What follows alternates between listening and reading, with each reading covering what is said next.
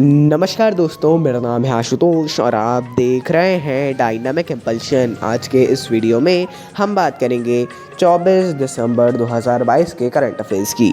और ज्ञान को कभी भी छोड़ना चाहिए, इसलिए वीडियो को अंत तक अवश्य देखिएगा, है ना। तो चलिए शुरू करते हैं आज के इस वीडियो को सबसे पहली जानकारी के साथ। डॉक्टर सुहेल एजाज खान को सऊदी अरब में भारत के अगले राजदूत के रूप में नियुक्त किया गया है। देखिए, ये 1997 बैच के भारतीय विदेश सेवा अर्थात आईएफएस अधिकारी हैं और वर्तमान में लेबनान में भारतीय राजदूत के रूप में कार्यरत थे। अब इनका तबादला अर्थात स्थानांतरण कर दिया गया है। कहाँ पे? सऊदी अरब में।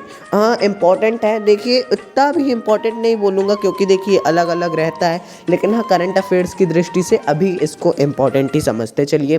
बाकी हाँ, इतने देश हैं, 195 देश हैं, कहाँ तक आप याद रखेंगे। और बड़े बड़े देशों का बस याद रख लेंगे तो चल जाएगा। चलिए अगली जानकारी को देखते हैं। आलोक सिंह को 1 जनवरी 2023 से एयर इंडिया के कम लागत वाले एयरलाइन व्यवसाय के प्रमुख के रूप में नियुक्त किया गया है। कम लागत वाले अर्थात एलसीसी एयरलाइन जो है, इनकी व्यवसाय में एयर एशिया इंडिया और एयर इंडिया एक्सप्रेस शामिल हैं। मतलब जो कम लागत वाले हैं, इनके अलग प्रमुख होते हैं। इससे आप ये समझ सकते हैं।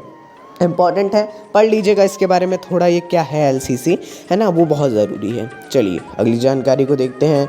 भारतीय महिला पहलवान अंतिम पंघाल को United world wrestling 2022 rising star of the year पुरस्कार के लिए नामांकित किया गया है। देखिए, ये इम्पॉर्टेंट नहीं है, उतना ज़्यादा नहीं है बोलूँगा, क्योंकि जापान की नोनोका ओज़ाकी, संयुक्त राज्य अमेरिका की भी, स्वीडन की भी, रोमानिया की भी 5 महिलाओं को नामांकित किया गया है। इनकी उम्मीदवार है। बाकी हाँ, आगे आने वाले समय में यदि इससे जुड़ी कुछ खबर मिलती है, हमको इम्पॉर्टेंट लगती है, तो अवश्य ही आप तक पहुँचाएँगे, है ना। वो तो हमारा है ही, आज नहीं तो कल न्यूज़ तो मिलेगी ही, जैसा हम अक्सर आप लोगों को बताते रहते हैं। बाकी जितना भी ये नामांकित वगैरह होता है, नामांकित करना, नामित करना और देना, इन सब में अंतर होता है। आप इसके बारे में पढ़िएगा थोड़ा, लोग इसमें कंफ्यूज हो जाते हैं। चलिए अगली जानकारी की ओर बढ़ते हैं। शाहरुख खान एकमात्र भारतीय अभिनेता है जिन्हें ब्रिटिश पत्रिका एम्पायर द्वारा अब तक के 50 महानतम अभिनेताओं की अंतर्राष्ट्रीय सूची में शामिल किया गया है। फिल्म जब तक है जान में उनके डायलॉग "जिंदगी तो हर रोज़ जान लेती है, बम तो सिर्फ एक बार लेगा" इसको उनके करियर की सबसे आइकॉनिक लाइन के रूप में रेखांकित किया गया है। इसके तहत आपने अवश्य ही ये डायलॉग सुना होगा। शाहरुख खान जी को कौन नहीं पहचानता, सभी पहचानते हैं। इम्पॉर्टेंट है इसीलिए, है ना। और जैसा भी ये मैगज़ीन वगैरह में आता है और ऐसा कुछ सूची में शामिल किया जाता है, तो ये तो अत्यंत आवश्यक हो ही जाता है। आगे बढ़ते हैं। ये तो सबसे इम्पोर्टेंट क्वेश्चन है।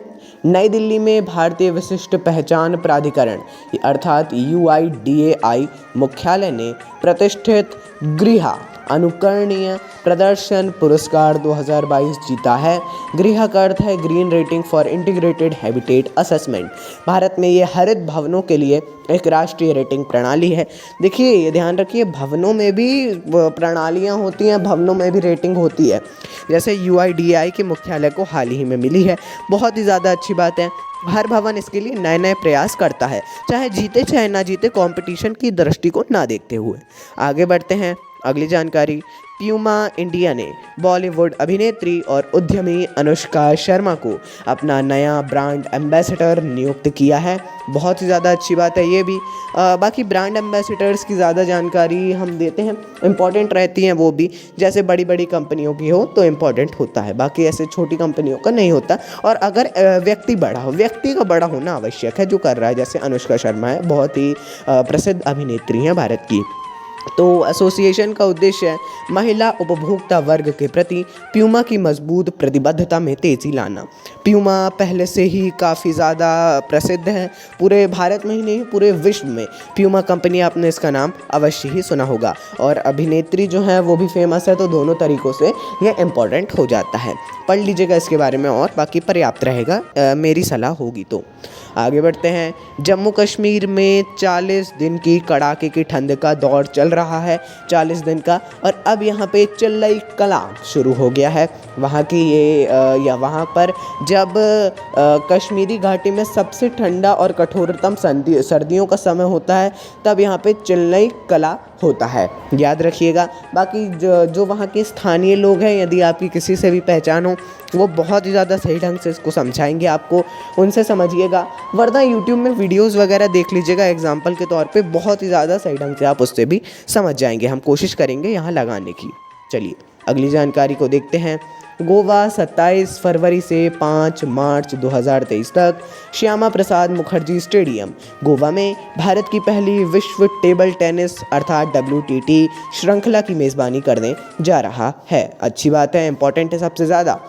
WTT सीरीज़ इवेंट्स की आधिकारिक पेशेवर टेबल टेनिस सीरीज़ है ना। WTT अर्थात विश्व टेबल टेनिस, हम बार बार अलग अलग बोल रहे हैं, मतलब इम्पॉर्टेंट है। पढ़ लीजिएगा इसके बारे में भी, इसकी शुरुआत कहाँ हुई, मेज़बानी किसने की, किस देश से शुरुआत हुई, एक्सेट्रा एक्सेट्रा आप पढ़ सकते हैं।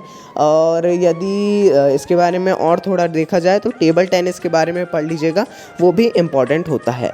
बाकी इम्पॉर्टेंट जैसे हम बता रहे हैं और देख लीजिएगा, बहुत इम्पॉर्टेंट हो रहा है। मैं माफ़ी चाहूँगा, पता नहीं आज क्यों ऐसा हो रहा है।